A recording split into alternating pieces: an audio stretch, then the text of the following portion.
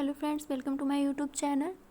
Draughtsman JEE के लिए 50 question आज फिर से हम करेंगे। तो चलिए हम स्टार्ट करते हैं। पहला क्वेश्चन है, मोटाई के आधार पर पतली रेखा की मोटाई कितनी होती है? तो इसमें हो जाएगा 0.3 mm होती है। नेक्स्ट है, कंप्यूटर एडेड डिज़ाइन में हार्डवेयर शामिल नहीं होता है, तो है कंप्यूटर प्रोग्राम, क्योंकि ये सॉफ्टवेयर होता है।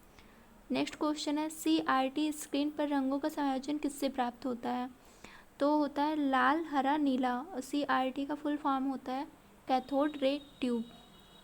नेक्स्ट क्वेश्चन है, इसमें ट्रिपोजाइडल का फार्मूला पूछा गया है। तो ट्रिपोजाइडल का फार्मूला होता है ये ए, आंसर सही हो जाएगा। अगला क्वेश्चन है, 30 मीटर जरीब के लिए वक्रता की कोट क्या होती है? तो इसके लिए जो फार्मूला हमारा होता है वो होता है एल,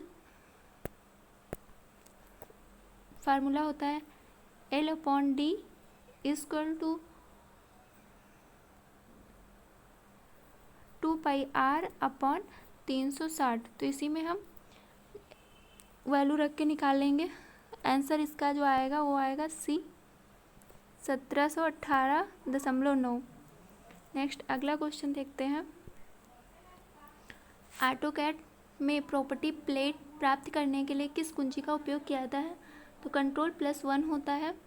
अगला है, प्राकृतिक चट्टानों से पत्थर को बाहर निकालने की प्रक्रिया जो होती है वो क्या कहलाती है? क्वेरिंग कहलाती है।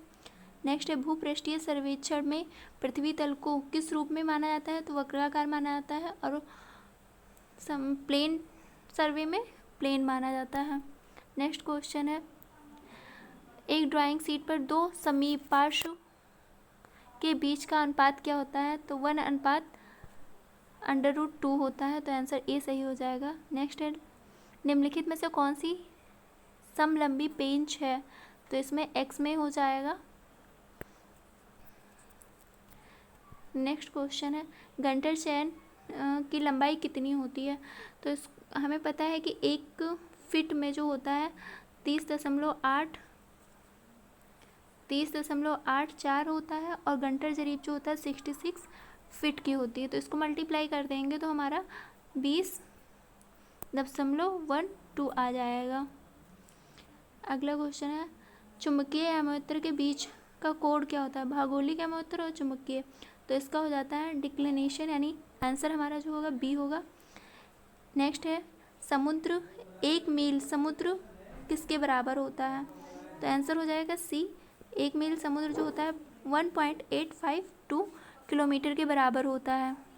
अगला क्वेश्चन है, वक्र रेखा के साथ निरंतर पतली सीधी रेखा का उपयोग के लिए किया जाता है। तो ये लॉन्ग ब्रेक लाइन के लिए किया जाता है। ये होता है ऐसे होती है, फिर ये, और यहाँ पे इसका जो होता है ये वक्र होता है। इन दोनों की यहाँ से यहाँ तक की जो बीच की दूरी होती है ये हमारा 10 से 25 mm लिया जाता है। और ये लाइन थिन अगर बोलते हैं तो लॉन्ग ब्रिक लाइन होती है, और अगर थिक होता है तो शॉर्ट ब्रिक लाइन हो जाती है। नेक्स्ट क्वेश्चन है, एक रेखा HP के औनत तथा BP के समांतर रेखा की वास्तविक लंबाई क्या होता है? तो एलिवेशन हो जाता है हमारा। नेक्स्ट क्वेश्चन है, वस्तु के परिच्छेद के प्रक्षेपण को क्या कहा जाता है? तो सेक्शनल व्यू कहा जाता है, यानी जो प्रोजेक्शन होता है उसको सेक्शनल व्यू कहा जाता है। नेक्स्ट क्वेश्चन है, एक नियमित बहुसंख्यक दृश्य प्रक्षेपण में एक वर्ग एक सममित दृश्य में कैसा प्रतीत होता है? तो वो हमारा एक समचतुर्भुज होता है। अगला क्वेश्चन है, प्लास्टिकरण को यह भी कहा जाता है। तो प्लास्टिकरण को पैरागिटिंग भी कहा जाता है। अगला क्वेश्चन है, खुली छत में रूफ स्लैब के ऊपर, यानी जो स्लैब के ऊपर जो हमारा पैरापेट है उसका बताया गया है। जो दीवार होती है उसको पैरापेट कहते हैं, छोटी दीवार। इसका जो साइज होता है वो 30 सेंटीमीटर से लेकर 60 सेंटीमीटर तक लिया जाता है। नेक्स्ट क्वेश्चन है, एक सीधी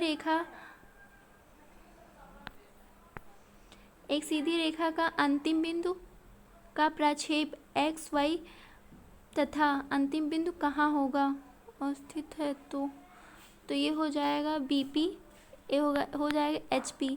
तो इसमें जो पॉइंट बताया गया है हमारा, तो पॉइंट यहाँ पे होगा अगर, तो हम समझ सकते हैं कि अगर पॉइंट यहाँ पे है तो वो जो बनेगा वो एचपी और बीपी दोनों साइड में बनेगा।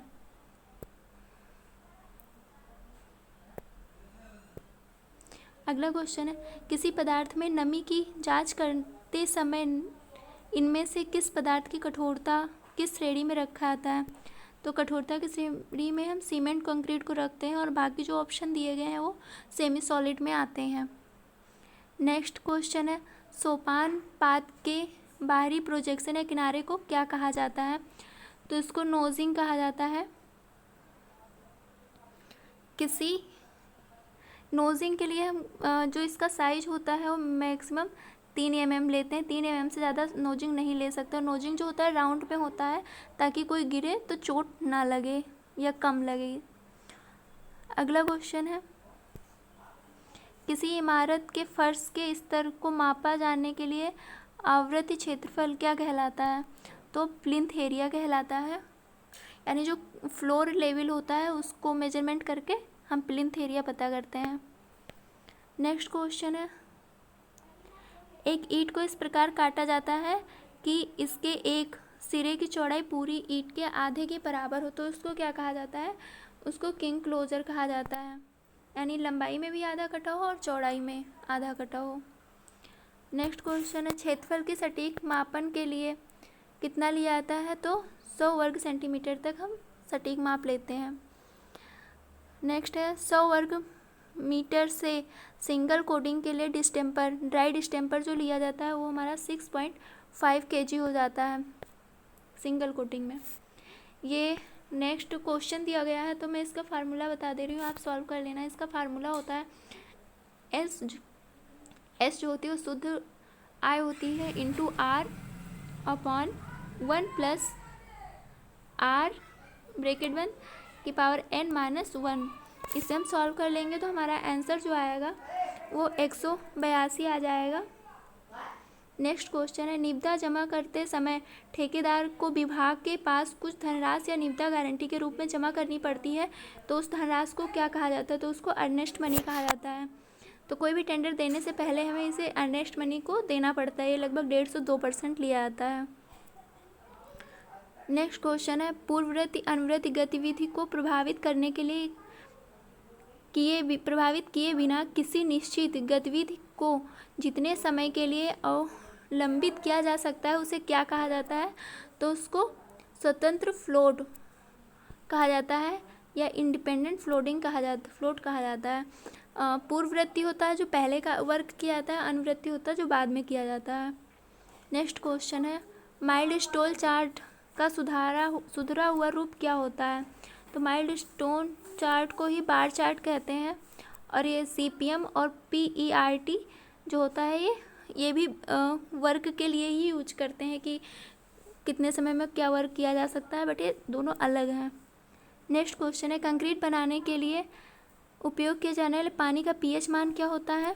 तो 6 होता है, जो हम इसका मान लेते हैं 6.5 से लेकर के 8.5 तक लेते हैं।